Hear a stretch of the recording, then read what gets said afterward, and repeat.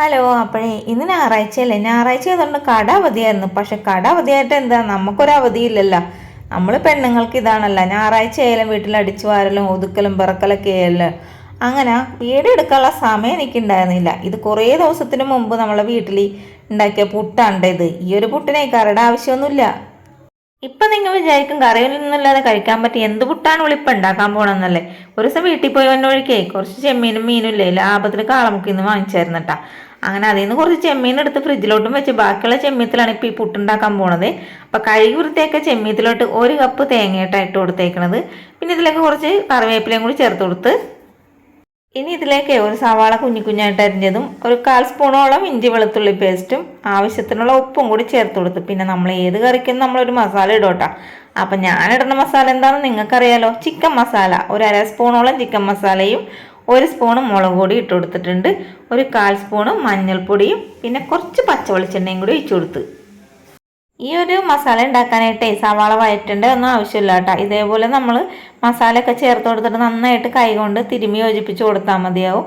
ഇനി ഇതിലേക്ക് കുറച്ച് വെള്ളം ഒഴിച്ചു കൊടുക്കണം. അപ്പം ഞാനിപ്പോൾ എൻ്റെ കൈ കഴുകി ഒഴിക്കണം അത്രയും വെള്ളം മാത്രം ഒഴിക്കണുള്ളൂ കേട്ടോ. ഏകദേശം 1/2 ഗ്ലാസ് വെള്ളം. എന്നിട്ട് ഇത് നമുക്കൊന്ന് വേവിച്ചെടുക്കാം.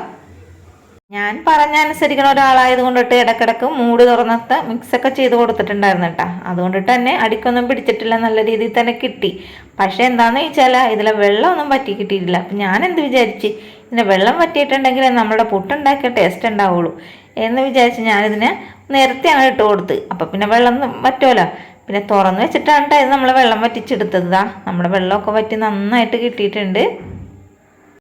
പൊടി ചെമ്മീനാണ് കിട്ടിയെങ്കിലേ ഇതേപോലെ മസാല ഉണ്ടാക്കിയിട്ട് അട ഉണ്ടാക്കിയാലും നല്ല ടേസ്റ്റ് ആയിരിക്കട്ടെ എല്ലാ ഇടയില്ലേ. അങ്ങനെ ഞാൻ അങ്ങനെയൊക്കെ ഉണ്ടാക്കിയിട്ടുണ്ട്. നല്ല ടേസ്റ്റ് ആയതുകൊണ്ടിട്ടാണ് നിങ്ങളോടും പറഞ്ഞു തന്നേക്കണേ.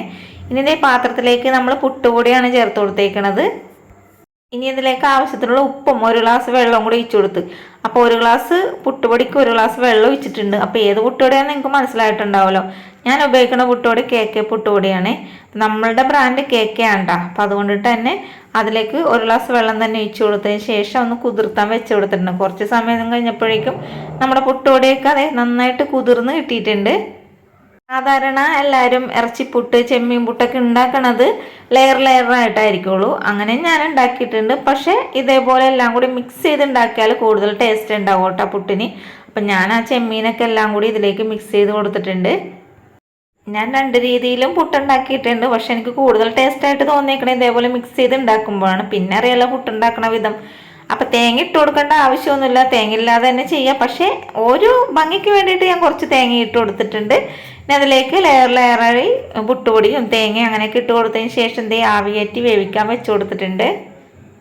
അങ്ങനെ 1 ഗ്ലാസ് പൊടി വെച്ചിട്ടേ 3 കണ നല്ല എരിവും ടേസ്റ്റും സോഫ്റ്റൊക്കെ ഉള്ള പുട്ടുണ്ടാക്കിയിട്ടുണ്ട് കേട്ടോ. പക്ഷേ ഇത് അന്ന് ഉണ്ടാക്കിയ പുട്ടല്ലേ.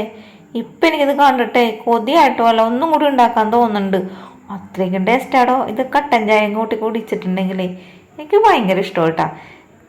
കട്ടൻ ചായ ഇല്ലെങ്കിലും കുഴപ്പമില്ലട്ടോ. പക്ഷെ ഞാൻ കഴിക്കുന്ന രീതിയാണ് ഞാൻ നിങ്ങളോട് പറഞ്ഞത് കേട്ടോ. കട്ടൻ ചായയുടെയൊക്കെ കൂടെ കഴിച്ചാൽ നല്ല രസമായിരിക്കുള്ളൂ.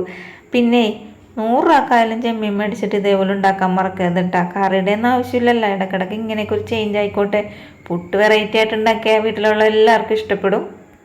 അപ്പോൾ ഇനി എപ്പോഴും പറയണ പോലെ വീഡിയോ ഇഷ്ടപ്പെട്ടാൽ ലൈക്ക് ചെയ്യാനും ഷെയർ ചെയ്യാനും പിന്നെ ചാനൽ സപ്പോർട്ട് ചെയ്യാനും കമൻ്റ് ഇടാനും ഒന്നും മറക്കരുത് കേട്ടോ കൂട്ടുകാരെ. ഇനിയും നമ്മുടെ കടയിൽ ഉണ്ടാക്കുന്ന വിഭവങ്ങളായിട്ട് വരുന്നതായിരിക്കും നാളെ തന്നെ.